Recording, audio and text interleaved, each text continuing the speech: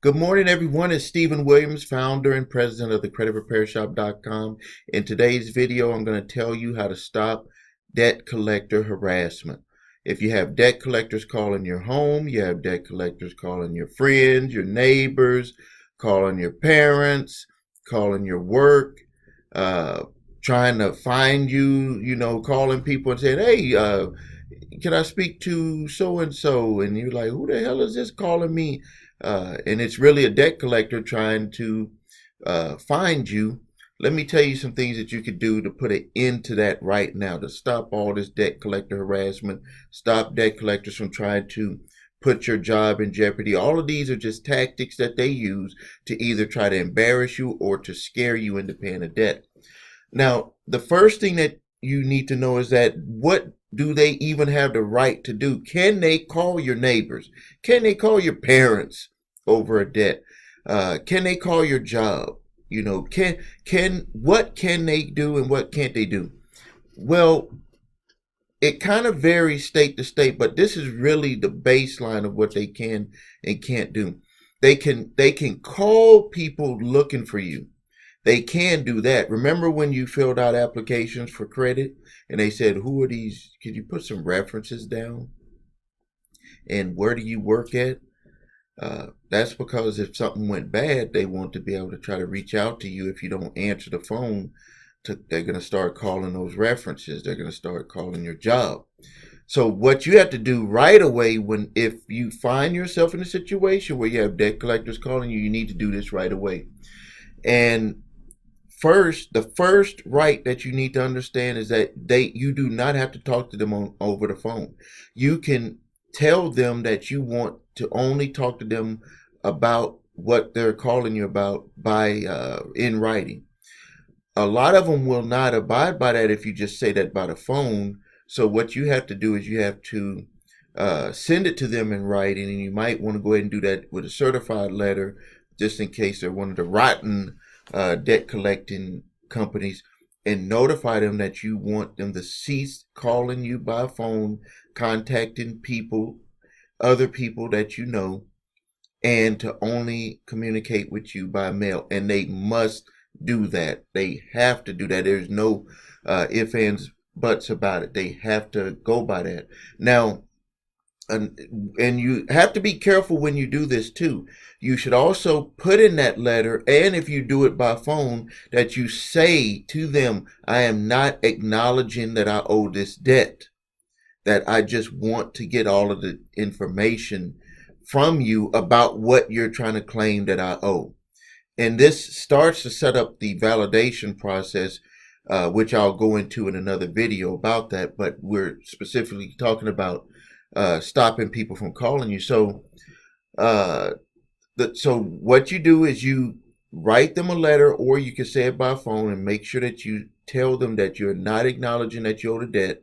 No matter what they say, they're going to try to come back and ask you all these things. They might try to talk about where do you work at, or what's your financial situation. You don't have to answer any of that. You just tell them you want them to send what they have to you. And so you could take a look at it and see if this is something that you remember owing. They might try to say, well, we need to get your social security number, or we need to get this or that to verify before we send it to you. You got them right there when they try to do that. Because if they legally have all the information to prove that you owe the debt, only thing they need to do is just send it to you, just in case you maybe changed addresses. That would be the only thing. And if they don't even have your address, I wouldn't even give them that. Don't even give them that. If over the phone, if they don't have your address, you just tell them you want to cease and desist. If they don't have your information, then they need to stop calling you, and they need to get with whoever claimed that you owe them money and they're trying to come after you for it. They need to give them the appropriate information to mail the information to you. If they did mail it to you and you're just wanting to make sure that you stop them from calling your job, friends, neighbors, and all that stuff, and calling you, then you write them, and of course you're going to have your address in there because they wrote to you, but you're notifying them that you're not acknowledging the debt, you're disputing the debt. You could use that term, and you want them to cease and desist calling you at your job, your home, calling friends and family. Now, something that you can watch out for too, if they call one of your friends and family or call your job and they say why they're calling, because this is very important that you pay attention to this. They cannot disclose what they're calling you about to other people. Now they might try to say, well, this is they usually don't even say the name of the company because they're very afraid of breaking a law in when they're trying to contact you. So they'll say, this is John calling. And can you have John call can you have John call have Steve call John? And they're calling someone that you know, but they cannot say the company that they're with. Now, if you turn around and ask them, who are you with? They might say it depending on the training of that representative, but they usually won't. They'll just say, I'm just trying to catch up with them to talk about something. I have, they might try to make up something or some reason, but they're not allowed to disclose that private information. And you don't need a lawyer to do this. A lot of people ask me, do you got to have a lawyer to do that, to write that letter, to communicate with them? Do you need a lawyer to do that? No, you do not need a lawyer to do that. And when I look over here, I'm just looking at my notes that I wrote down here on my screen. And then, once you see what they're talking about, you obviously go into what I've always taught you, which is to do the validation. And the first step of the validation is to look at the statute of limitations on the debt that they're trying to come after you with. And you can find that online, or you can go to my website, thecreditrepairshop.com, because you may not even owe the debt. So once you get that information from them and you know what they're coming after you for, then you need to start the process of first looking at it if it's past statute of limitations. If it is, you just simply write that is according to your state, that it is past the statute of limitations to collect, for contracts to collect this debt. Please cease and desist contacting me or anyone else about this debt, or I'll consider it harassment. They must abide by that. Some of the ways that they get around that by getting you to restart the debt is to have you make a small payment, or to have you somehow acknowledge the debt by phone or with some type of way. They'll use all these techniques. So you must always say that you're disputing the debt, that you don't remember this debt, I don't acknowledge this debt. You need to use those words and terms in anything that you write to them, anything that you say to them over the phone, so they don't reauthorize the debt and start that process over for the statute of limitations. You must always do that. But even if you, by mistake, say something that they might try to consider reauthorizing the debt, really the only way that it could be reauthorized, where I've seen where you would have to go to court to actually have this stopped, is if you make a small payment. They'll say, can you pay $10 on it, $5, whatever, $1. That is really the only legal way that it would be reauthorized, to where they would have solid proof because you actually made a payment on something. But if you just say it by words, it'll be a lot of back and forth. You have to go to court to prove that you did not understand what you were saying, which you don't. You're not, educated legally about these terms. So you would be able to state to the judge that, hey, I just didn't really know what was going on. I'll check my computer here.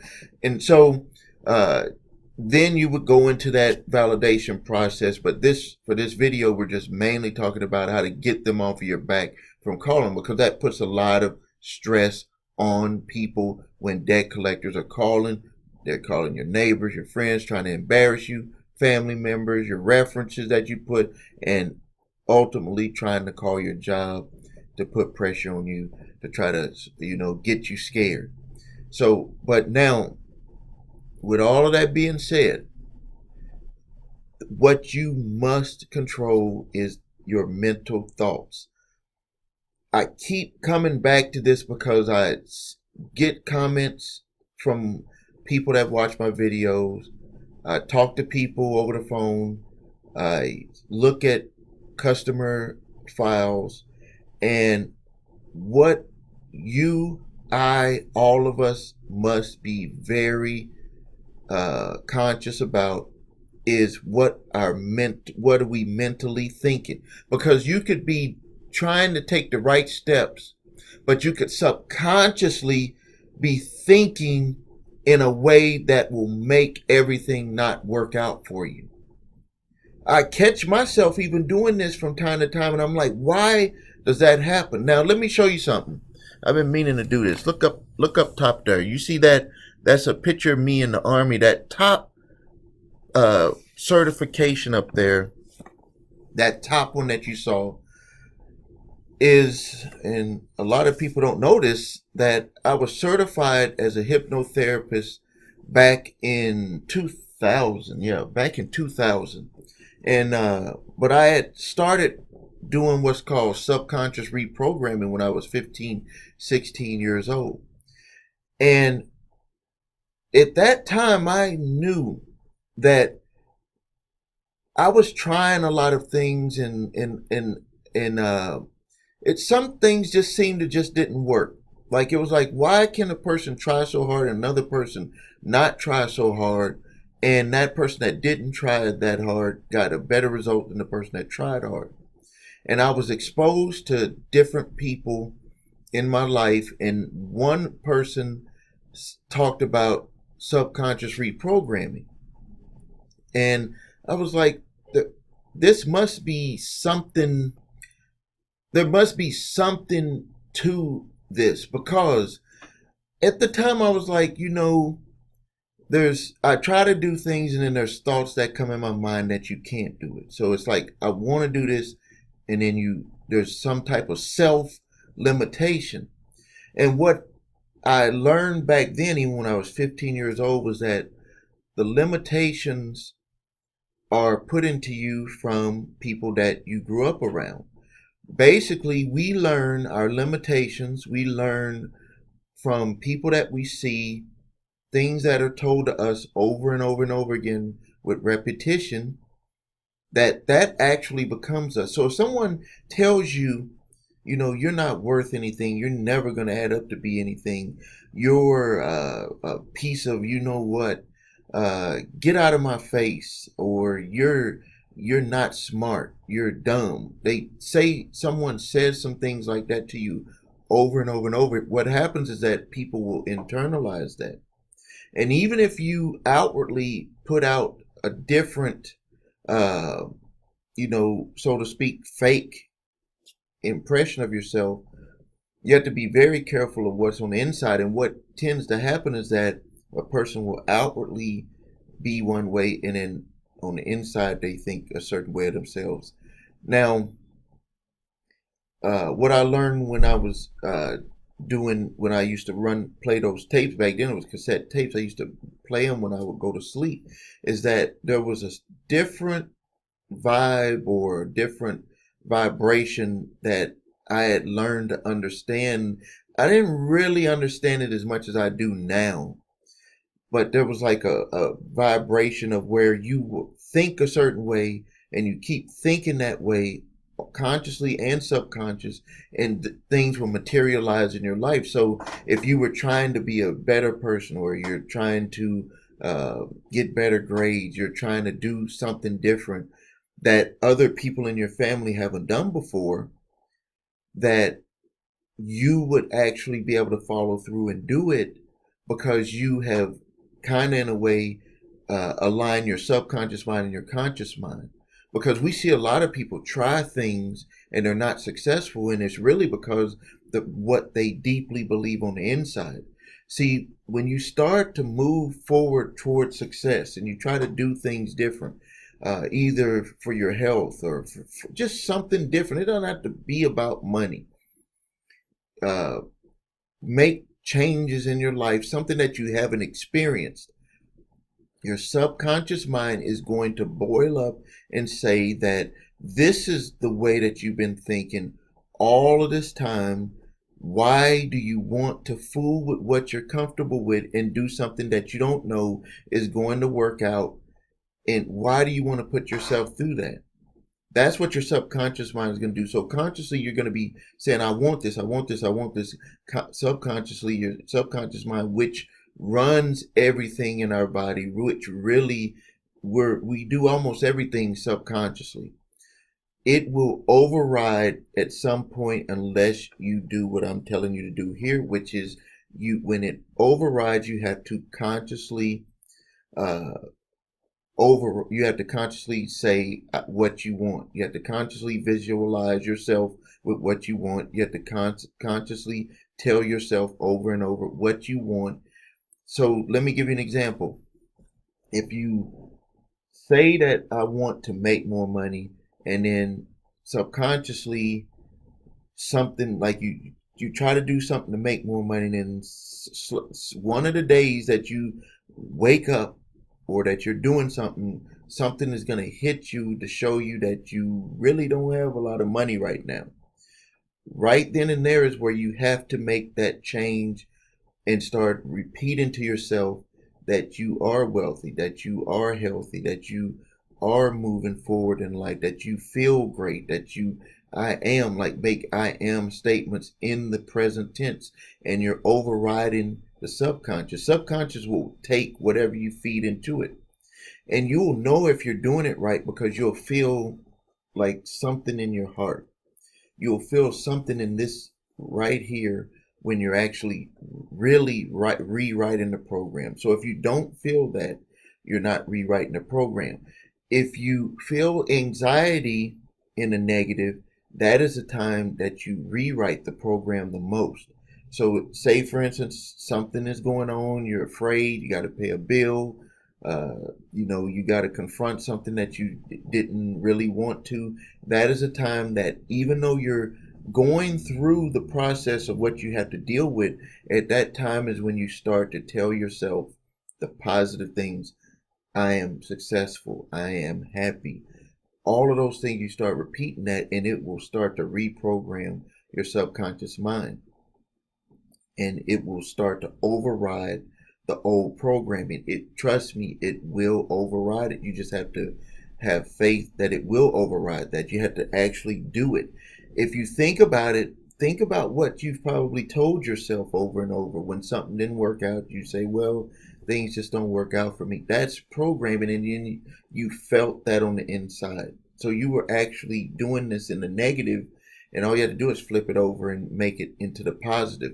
But it's going to take a little bit more work because a positive takes a whole bunch of positive to go inside of you to override one little negative.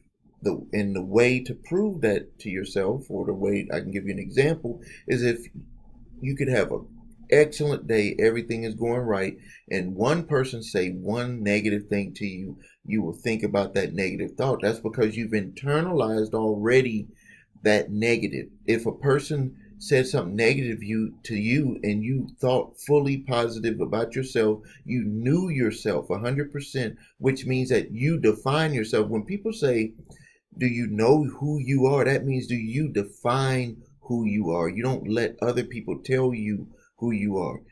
If you were that person on the inside, no matter if someone said something negative or something negative happened to you, you would accept or acknowledge what happened negative, but you wouldn't internalize the negative. It would allow you to start to continue doing what has to be done without thinking a whole bunch about the negative thing that happened. That's what I find where the biggest changes in my life came, biggest changes in other people that understood this came. The motivational speakers that are out there. I think that this is what they really try to get us to understand, is that if you can define yourself all of the time, those negative things will not be able to attach to you. You will not fall into that. So subconscious mind training, subconscious reprogramming is something that you have to do to override negative. And this does have a lot to do with why a lot of people are not able to confront debt collectors or able to confront situations with their credit is because internally they believe that they are like they have bad credit, but they believe that they're bad credit on the inside. So they think that what's on that sheet of paper is internalized to them when only that sheet of paper or that number on the computer website is just the situation that you're in, but it is not you. You are not a credit score. You are not a, you know, a person with bad credit. You're just a person that's experiencing bad credit right now, and you can turn all of that around. And the first steps with doing that is to take it on. Like you saw in my other videos, like you take on, you write down everything that is negative on your credit reports, write down that score, and you flip it over on the other side, the right side of the paper, and you write down everything that would be the reverse of that. And then you start doing and start thinking on that positive side. You know what's already on the negative side, so why think about it? Only wake up every day thinking on the positive side. So I really appreciate your time. If you, I would love your comments. Post your comments on there. Please subscribe to my channel if you haven't done that. Please visit my website, thecreditrepairshop.com. The links are below here. If you need your credit reports and scores, go to www.your3scores.com. The links are below this video. I really appreciate your time. This is Stephen Williams, founder and president of thecreditrepairshop.com. Until next time.